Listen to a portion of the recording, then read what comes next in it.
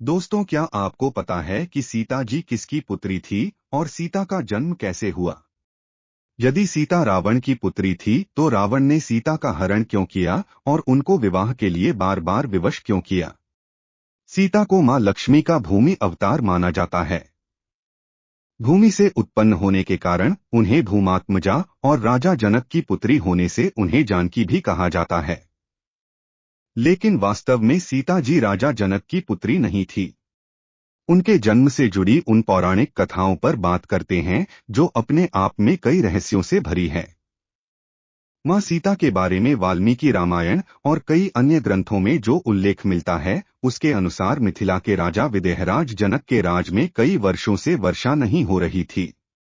इससे चिंतित होकर राजा जनक ने जब ऋषियों से सलाह ली और उन्होंने उपाय के रूप में बताया कि जब महाराज स्वयं हल चलाए तो इंद्रदेव की कृपा से वर्षा हो सकती है। बिहार में सीतामढ़ी का पुनौरा गांव वह स्थान है जहां राजा जनक ने हल चलाया था। हल चलाते समय हल एक धातु से टकराकर अटक गया। तब जनक ने उस स्थान की खुदाई का आदेश दिया। कहा जाता है कि उस स्थान से एक कलश निकला जिसमें एक सुंदर सी कन्या थी। चूंकि राजा जनक निःसंतान थे, उन्होंने कन्या को ईश्वर की कृपा मानकर पुत्री बना लिया। हल का फल जिसे सीत कहते हैं, उससे टकराने के कारण कलश से कन्या प्रकट हुई थी, इसलिए कन्या का नाम सीता रखा गया।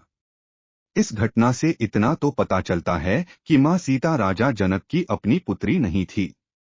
जहां जमीन के अंदर से कलश से प्राप्त होने के कारण सीता स्वयं को पृथ्वी की पुत्री मानती थी।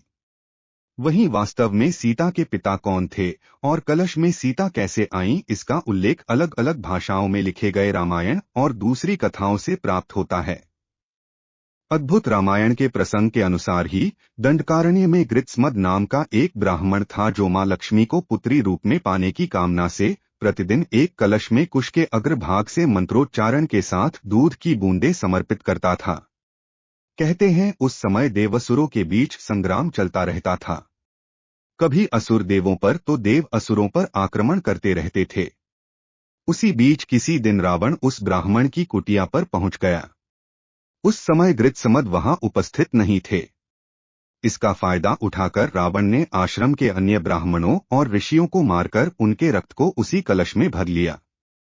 कहते हैं कि रावण उस रक्त कलश को अपने साथ लेकर लंका चला गया, जहां उसने अपनी पत्नी मंदोदरी को उस कलश को संभाल कर रखने को कहा। मंदोदरी ने पूछा कि इस कलश में क्या है, तो रावण ने उससे कहा कि यह बहुत ही तीक्ष्ण विष से भरा है और इसे संभाल कर रख दो। कुछ दिनों के बाद रावण भ्रमण के उद्देश्य से सह्याद्री पर्वत पर चला गया, जो कि मंदोदरी को पसंद नहीं था। मंदोदरी के बार बार मना करने पर भी रावण नहीं माना। कहते हैं अपनी उपेक्षा से खिन्न मंदोदरी ने मृत्यु को वरण करने के उद्देश्य से कलश में रखा पदार्थ पी लिया। वहीं देवी लक्ष्मी को पुत्री के रूप में प्राप्त करने के लिए मंत्रोच्चारित दूध का ऐसा प्रभाव पड़ा कि मंदोदरी गर्भवती हो गईं। तत्पश्चात मंदोदरी ने सोचा कि जब मेरे पति मेरे पास ही नहीं है, ऐसे में जब उन्हें और अन्य लोगों को इस बात का पता चलेगा तो वह क्या सोचेंगे। यही सब सोचते हुए मंदोदरी तीर्थ यात्रा के बहाने उत्तर भारत में चली गई। कहा जाता है कि वहीं पर उसने गर्भ को निकालकर भ्रूण को एक घड़े में रखकर भूमि में दफन कर दिया और सरस्वती नदी में स्नान कर वह वापस लंका लौट गई। कहते हैं कि कालांतर में इसी भ्रूण से सीता का जन्म हुआ। मान्यता है कि वही घड़ा हल चलाते वक्त मिथिला के राजा जनक को मिला था, जिसमें से सीता जी प्रकट हुई थी। लोक जीवन में सीता राजा जनक और सुनयना की पुत्री के रूप में विख्यात भले रही हों, लेकिन यह भी प्रचलित था कि वे दोनों केवल पालक माता पिता ही थे।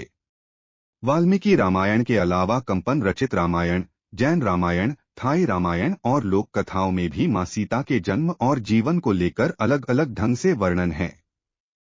अगर आपको कहानी अच्छी लगी तो वीडियो को लाइक और चैनल को जरूर सब्सक्राइब करें।